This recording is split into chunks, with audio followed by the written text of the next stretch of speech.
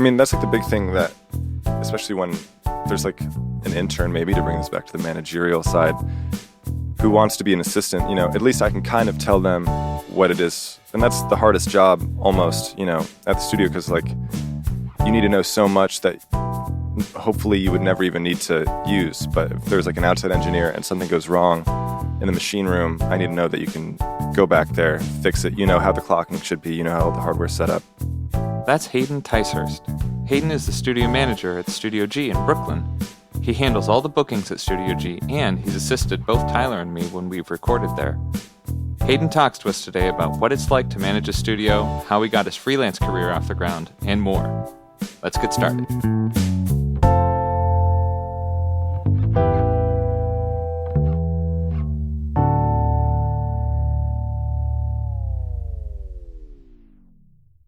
Hey, Luke. What's happening, man? Hey, Tyler. Hi, Hayden. What's going on, guys? Not too much, man. Today we have with us Hayden Ticehurst. Hayden is the studio manager over at Studio G in Brooklyn, New York. Mm-hmm. Yeah, so I guess that's kind of what we're talking about, our main topic today. And then later on, maybe we can get into your engineering and stuff like that. Sweet. Let's do it. So Hayden, how did you become the studio manager at Studio G? And can you give us an overview of what that job entails? Sure. I started as a manager, I think, in 2019, I guess. I'd been a summer intern the summer before, which was going for like between my junior and senior year of college. So I was an intern, and then I went back to school, graduated in 2019, came back as an intern, and then I got hired as a manager in probably like October of that year. Yeah. There was the previous manager was Mark Schwartz, who you'll probably remember as your old assistant on Sesame Street. Oh, yeah. I didn't realize that he did that. That was one of Yeah, those. he was the manager. He hired me, him, and then Elena was the other one. And I kind of knew that that Mark had gotten a gig on the road and he was going to be out. So I think I just kind of made it known that I wanted to do that. So, I got hired then. And then I took a brief hiatus. I think I wasn't the manager for like 2 years. And then I came back spring of last year of 2023. And basically just kind of like the facilities manager. So I'm kind of responsible for like the intern hiring and then just kind of running the intern program. And by the way, I share this all. I have a co-manager, Hillary, who you might have met at the studio. I'm on like 5 days a week. Hillary's on Sunday. Yep. But so it's kind of just overseeing the intern program, ordering like supplies for the facility, dealing with kind of like repair stuff. We have a tech in-house usually, but just kind of like being the middleman for all of that stuff. And then other than that, just kind of being on call so that if something was to go awry in a session, I guess I would be kind of the last line of defense for that. Yeah. Just being here, helping out. How many engineers are working at Studio G? It kind of depends. We have like a pretty big list. Like if you look at the website, one thing to note that kind of separates Studio G from other studios is that we have a lot of people who basically only do freelance work, but from Studio G. So like they've been working here forever, but they have, their own clients and they'll just book Studio G as an in-house engineer. But within that, it kind of varies. I'd say the owners work here pretty consistently.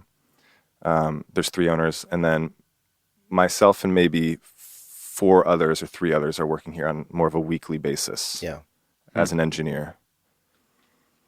And then we have about like 2 assistants, 3 if you include myself. So however many that was that I just named. But maybe like 15 in the, the greater scheme of things, people who are coming in throughout the year. Yeah. Huh. And that's kind of like all of like the Studio G alum. Exactly. Yeah. And now have most of all those people that are engineering kind of come up as like intern and then like Definitely. assistant and then engineering. Is that kind of how the flow works? It's for sure. I can't think of anyone who's kind of moved laterally other than one of the owners, Chris Cubetta. Mm-hmm. He became a partner at the studio maybe early 2010s, before I was there as an intern. Um, and when he partnered with the studio, he had an old studio called Aluminum Foil. They had to shut down because the building was sold. And then Chris moved over, but he brought two people with him, and they had started as his interns. So Gotcha. if they didn't intern at G, they interned at a different G studio. Yeah, cool. Yeah. And then if you have if someone's cold calling the studio and they want to book some time there and they've never worked there, how are you assigning those clients to an engineer? Is it just like who's available first kind of a thing? Is there like a hierarchy or? I think there is a little bit of a hierarchy. I guess I just kind of think about, because there's so many people who do kind of technically work at G, but are not there very frequently, I'll kind of narrow it down to 3 people, let's say, who work there a lot, just so in case something has changed in like 6 months, there's a different layout or they just are less familiar, they forget about things. Yeah. I'm trying to choose people who are there pretty consistently, and then just like kind of rotate through to be, as fair as I can. And Yeah. because also if there's like repeat clients from that kind of cold call scenario, they'll typically request the same person. So Yeah, for sure. assuming you do a good job and everyone's happy, that's kind of a client that you have for a while. Yeah. That's great how that works. We were talking with Alex last time, Alex Conroy from The Bunker, and that's kind of how it works over there. It's like whoever's cold calling and gets assigned to that session, there'll be a repeat client for that engineer, which Yeah. is great. It's so different. I think from what I can tell, that's most of their business is it's all cold call stuff. Because at The Bunker, I think of it, they kind of have the jazz scene locked down. Yeah, a little that was bit. our topic of the day. Yeah. Yeah, I listened. I love the pod. But I assisted for him at G actually this past winter. I'd never met him before, but he was a roommate of Mark Schwartz, the former manager who hired me. So we were kind of hanging out, and he was telling me about how it works over there, and it is different, Mm-hmm. where it's just like he shows up, and he just has to run the session, and he doesn't necessarily know the people. Yeah. It's cool. Yeah. So you don't have any like real in-house engineers? We do. I mean, I would say if you were to call up, I would probably be that person. Okay. I would be like the first call guy. And then from there, I'll move outward to people who work there a lot. Just because there's so many people who are in-house, we'll say, but they don't necessarily take the cold call work because they're busy with their own clients and they have more freedom to negotiate their own rate, things like that. But I would say we're actually kind of redoing the website right now. It's funny, we've been talking about this a lot. But we're going to kind of make it more clear, if you were to book, who are the 5 people that I'm probably going to call so that you can kind of direct if you, the client, had an interest, you could see what they've worked on and then maybe make a request. Yeah. And then, it is a little bit different. And then, you all will assist for each other too. Yeah, exactly. And now we've recently, it's kind of moved a little bit. I used to do most of the assisting at G, especially for cold call stuff. But, we've had some really good people kind of move up through the intern program in the past 2 years. So now we've got 2 more studio assistants. They're starting to bring in their own work, but I can put them on any session and I feel totally confident that they'll do a great job. To engineer or to assist? To assist. Yeah. I should mention too that I have been putting them on more stuff as engineers.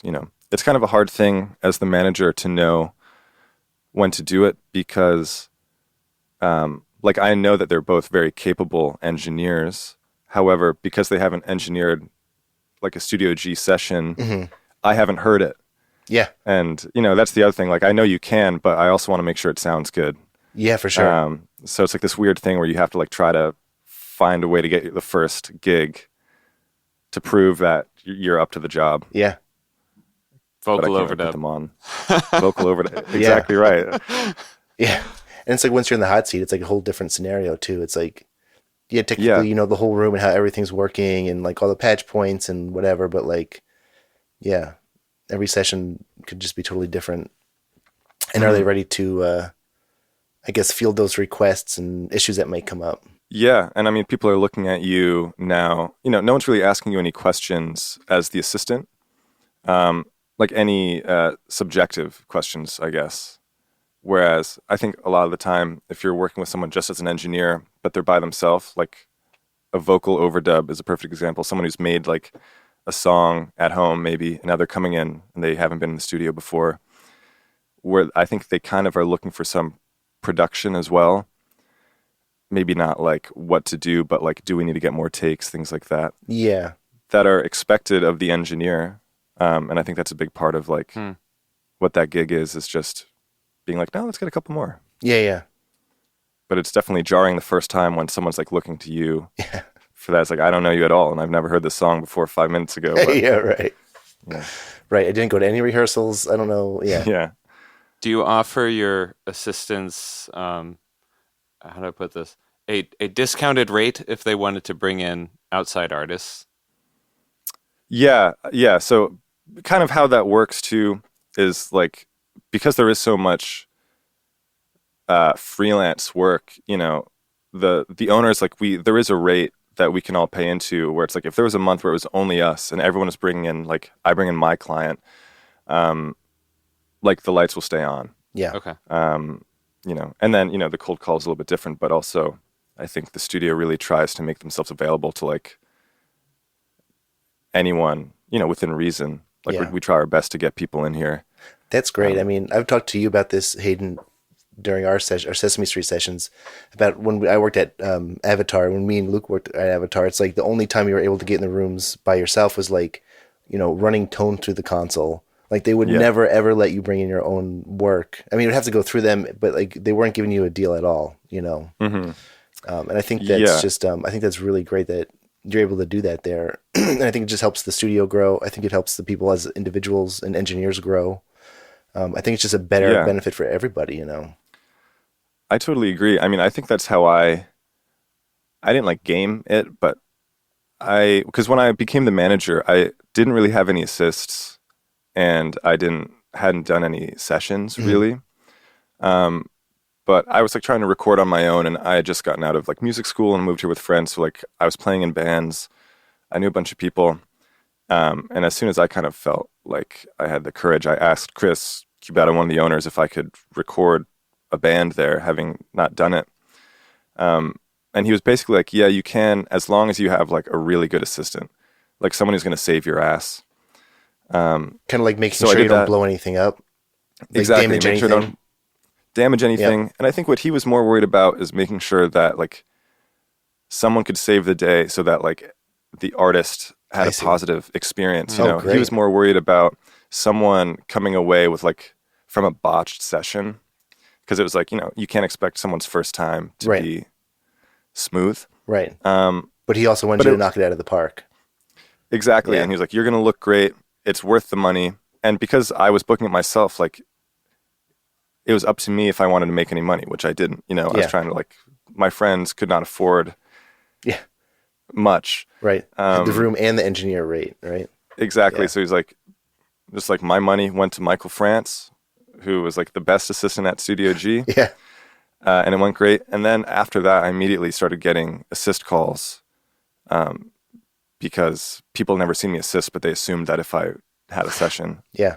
that I was engineering, that I was capable, which I think they shouldn't have assumed. But Yeah. That's kind of started. That's how from it there. goes, though, right? Yeah. I mean, there's Yeah, definitely yeah. a little fake it till you make it, right? I mean, Yeah, and it's also so hard because there's so much that you don't like, the you don't know what you don't know Yeah. aspect of it. Like, I knew how to use Pro Tools and I knew Signal Flow pretty well. I was familiar with all the gear, but like I'd never been on the computer, for example. I didn't know where like the sessions were saved to. yeah. And I had only seen maybe the machine room once. So I think I just kind of had to start and like have those come up and like have hopefully a pretty patient engineer who I was working for just kind of show me. And I mean, that's the other thing. You have to do it. Like, if you get shown once, you better remember. You Yeah. can't fuck it up twice. Yeah. But We talk about that sometimes, like Yeah. not making the same mistake twice. yeah. Yeah. Bad look. Yeah, for sure. We can't expect everyone to know everything. I think that would be unreasonable. But we should expect you to know it after we tell you. Yeah. Yeah. Yeah. So you're booking So you're kind of managing the schedule. Are you are you responsible for making sure that like gear and microphones don't get double booked?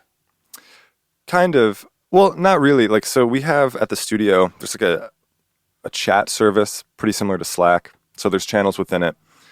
And if someone has like a request, we have like a whole channel for that where it's like, hey, I'm trying to reserve these mics on these days.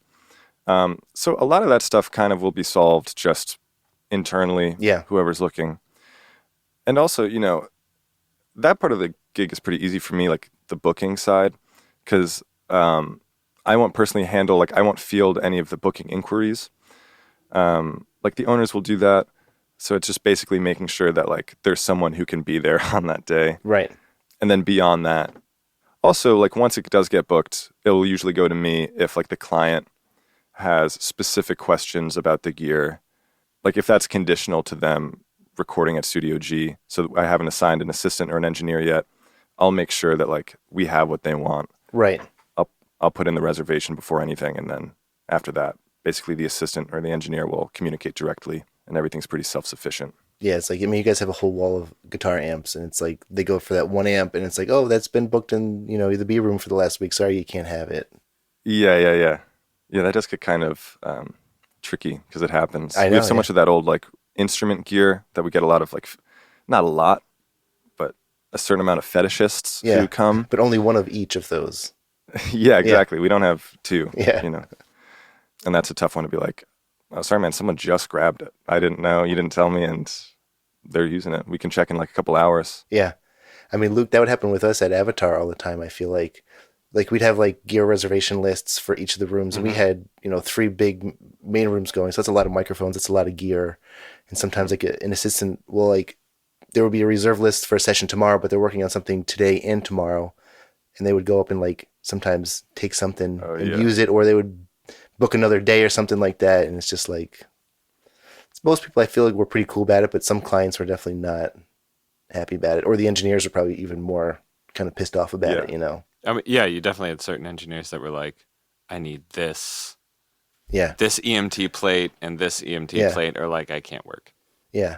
That's or why RCA I booked number the 6. studio. Yeah. RCA 44, like number 6, Yes. Yeah, and that's the one that goes on the bass every time. Right. Mm-hmm. I remember. Yeah. So talking about managing the facility, are you you kind of talked about this, I think maybe before we were recording, about like studio supplies, like masking tape, gaff tape, pens, pencils, bathroom supplies, coffee. All the boring stuff. Yeah. I mean, we all did that stuff, man. So do you kind of like do like a weekly thing, or is it just like you notice like, oh, we're short on this and run out and I grab should. I'll kind of look. To be honest, my co-manager Hillary is really good about that stuff, and so when she's in on Sundays, which is typically a slower day, she's usually on top of giving a once-over of like at least paper goods and things like that. But yeah, because I always get caught where, there's some stuff that we'll like keep in the office, which is like in this loft. I don't really go up there very often, except for when I need a new roll of artist tape. Yeah. And then, I'll order 10, and it's so expensive too. 10 rolls of like the, whatever it is, the 1-inch and 10 of the 2-inch. And then I go up there and there's like none. And so I should have like a weekly, just like go through Isn't the that list. what interns It's are for? intern duty. Yeah. Yes. Hey are our man, next- maybe I could. just- This would be a great delegation opportunity. We just had like a list, like a little Microsoft Word table that we'd print out, and we'd just write down however many of whatever was there, and then we knew what to order. Actually, we'd just give that to the studio manager, and he would just order. And he would do the ordering. Yeah. Yes. I'm loving this. Yeah. And we would do that It's a like good once a idea. month or something. Yeah. Yeah. And then, but Check in the mail. Yeah. So we do, So we do those inventories like once a week or once a month, like Luke said. But like we would do microphone, let's talk about Avatar, microphone and gear inventories every single day. Yeah. Like after the morning duties were done at like 10 o'clock, we opened at 8. So 10 o'clock, you'd go through with your inventory list of all the microphones. You make sure all the microphones are in the mic locker, and then the ones that are supposed to be in whatever room A or B, that they were actually there. Sometimes mics went to the shop. I think it was the studio manager's way of just like making sure no microphones walked out, Yeah. just because it was like sure. such a much bigger operation and like so many people in and out of that facility all the time. And then you have what you were mentioning before. You'd have like the assistant who would run upstairs and grab a microphone, grab a piece of gear, wouldn't write it down because they're in a big hurry, and then would Yeah, forget we to have a tell sign out anybody. sheet for all that stuff. And so then you have the PA who's trying to take the inventory, and at 10:30 sessions are going, and they have to start calling into each studio. Hi, do you have this Yeah. 31102? And the assistant's like, yes, click. Yeah. or no, click. hmm God damn. Yeah, that sounds like a very like meticulous operation. Yeah, there was enough people to do it. It was a huge building. There's so many, like I said, so many people in and out. There's a lot of microphones, a lot of gear. And it's like, when the time came for a session, it's like, we need to know what's available. The manager Sure. every day would see that inventory and know what's there. True, they could just go and then see it all in one place Yep. at a certain time because they know it. Yep. That has already been done. Probably also helped them And then with we'd have reservation sheets. What's that, it, Luke? it would probably also help them with the invoice, right? Yeah, for sure. Yeah. They were. I don't know if it was like by the time I left, they were still doing it, but like they do rentals for tube mics and stuff like Yeah, that. they were which doing is it. like, Sure. They were renting out all the tubes and stuff. And if you wanted the Fairchild 670, that was a rental.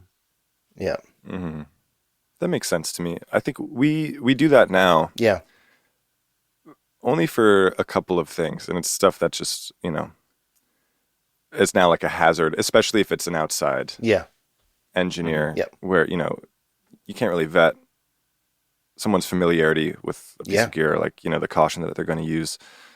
But it is a good idea. But we don't really. Sometimes we do. yeah. Yes, I guess we talked a little bit about your interns, and so you do have an intern program. We do. How does that work? Is it like a specific amount of time, specific amount of people? How does that work? Typically, yeah. The internship will typically be 3 months. Like we'll try to follow a semester schedule just to kind of make it easier because that's typically when people are applying. So 3 months. We'll try to have 2 people per day for 2 days a week.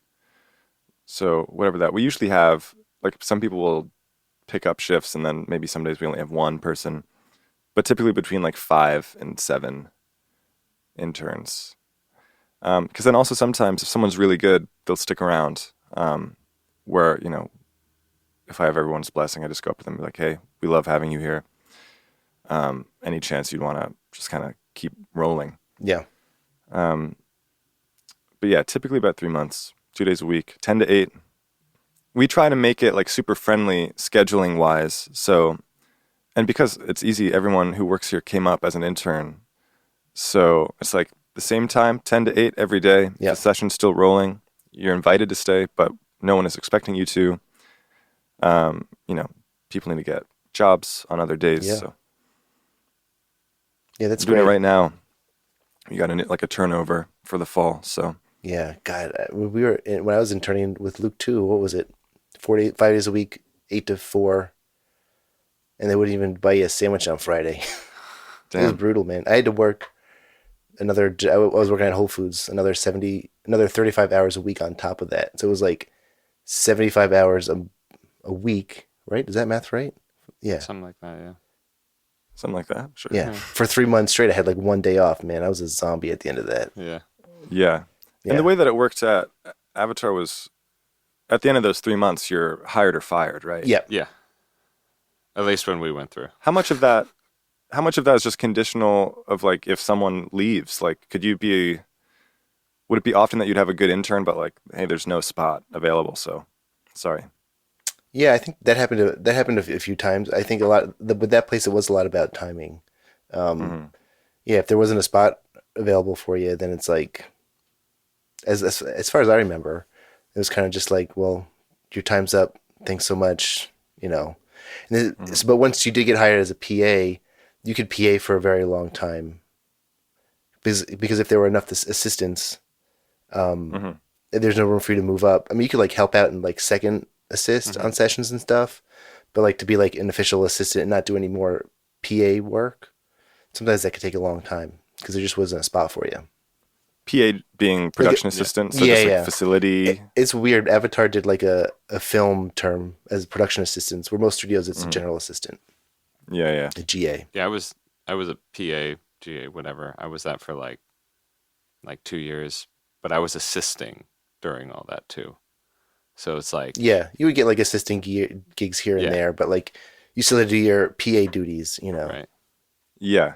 Yeah, You can't shirk on the yeah, on your on the responsibilities. paper towel inventory. Yeah. Yeah, Yeah, yeah. I remember like those last like 6 months before I finally got promotion. It was like I was mostly only assisting, and then every once in a while they'd call you back to like do a PA shift, and you're just like, oh my god, I don't care about this. Like, and they would dangle that carrot. Yeah. Man.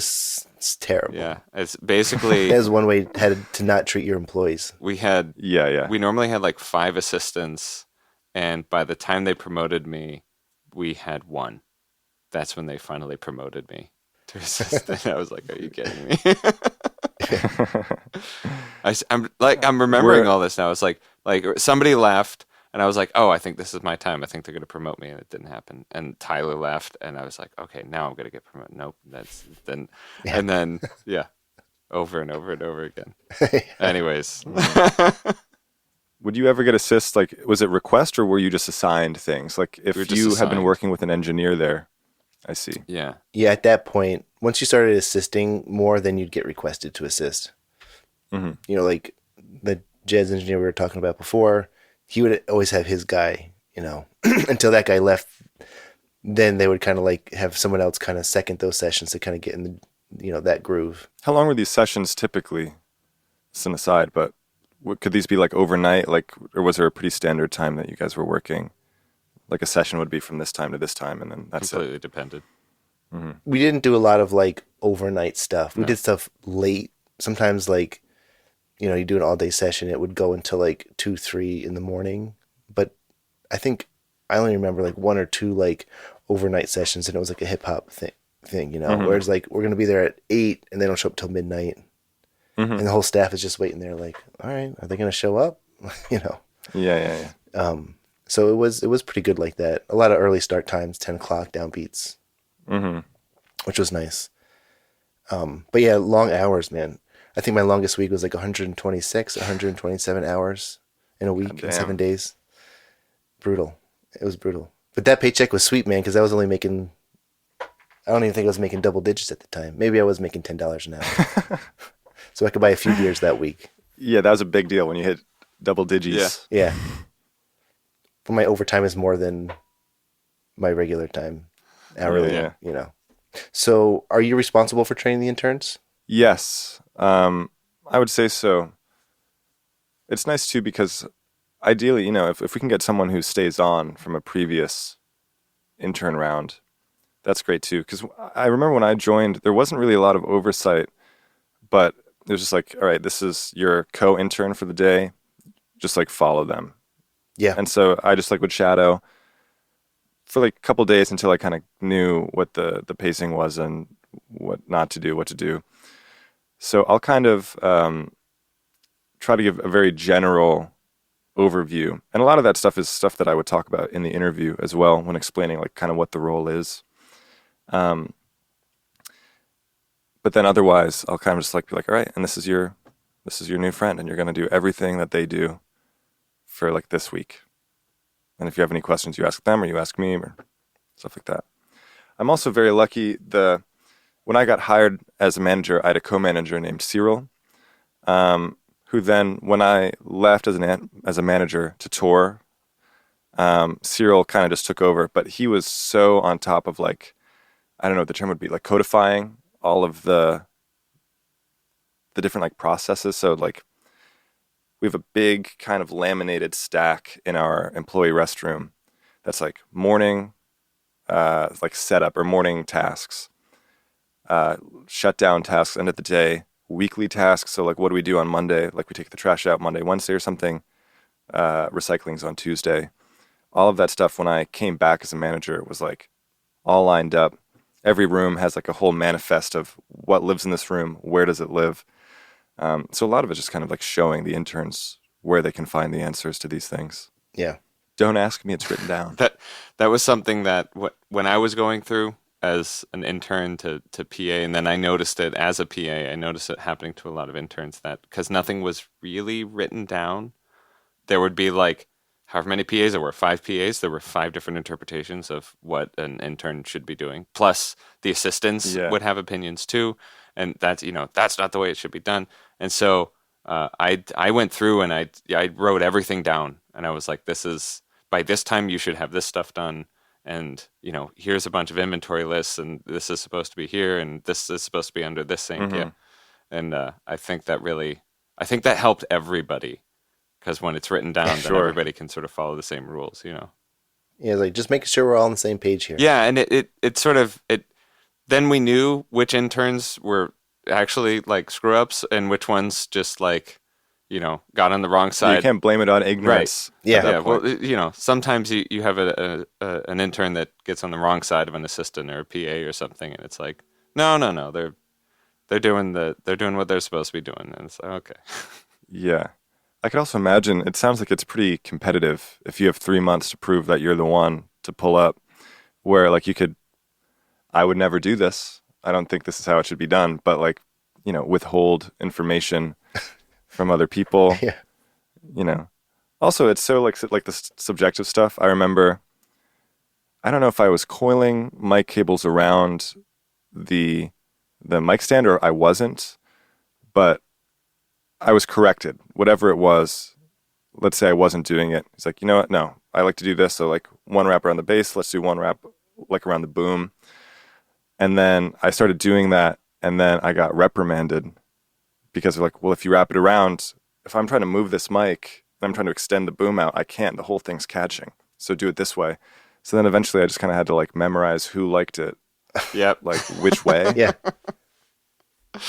And now, for what it's worth, I'm a no rap kind of guy. Yeah. I am too. I hate the Yeah. rap. I like to know rap. I teach all my students. I have a single wrap technique that I do. It's like it goes back and around over the boom handle, The clutch. the clutch, yeah, hmm and it sort of like tucks underneath that, and it's really tidy, but it doesn't catch.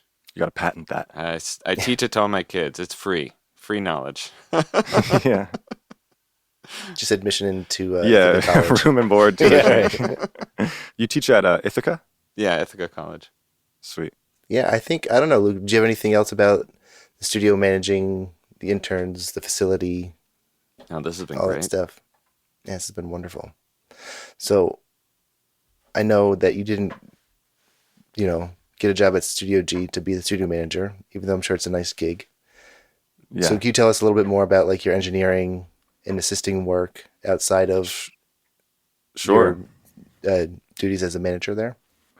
Yeah, I mean, the manager thing is really nice because, like, all things considered, G is a relatively big studio, but it is super self-sufficient. A lot of the goings on, just kind of like the responsibility falls on the engineer, especially because, so much of it is freelance work. So to be honest, like often there's not that much for me to do as a manager, as long, spend an hour and just make sure everything is going smoothly. And then, I kind of have to be there. So if there's an open room, I'm going to use that room. But yeah, so I do a lot of like freelance engineering and production, mixing, that kind of stuff. The big three. Yeah, yeah. Yeah, as I mentioned, I kind of started, like I did a session there first before I was getting assistant work. But like my big goal was, I was a PA in film at the time when I moved to New York because I was just really waiting for that first assist because everyone has their own person, basically.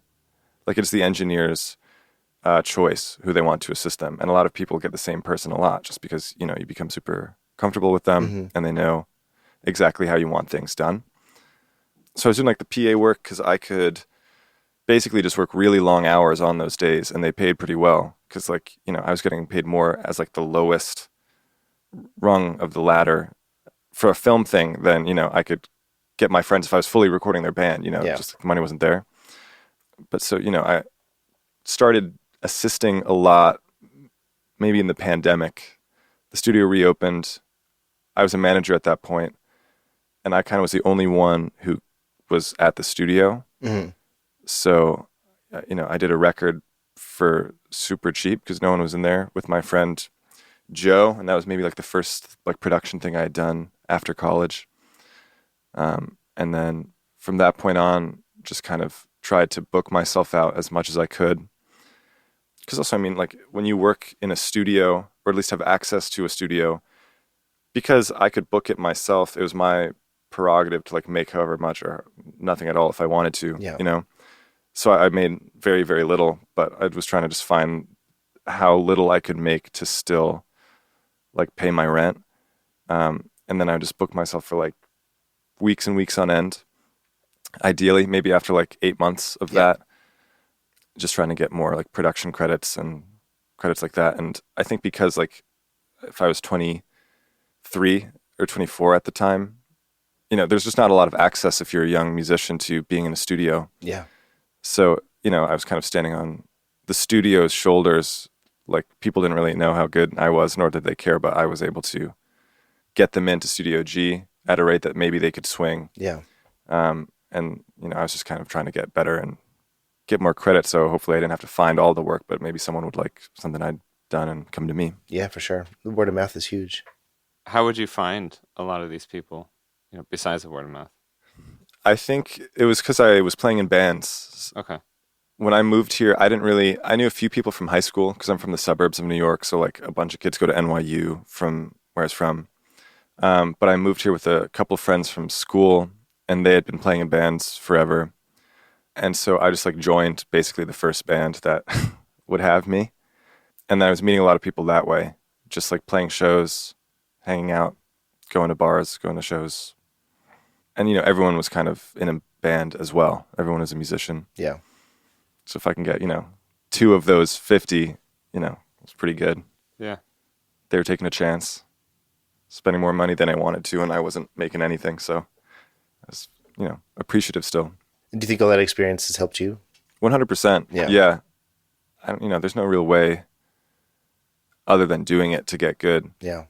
I mean, that's like the big thing that, especially when there's like an intern, maybe to bring this back to the managerial side, Yeah.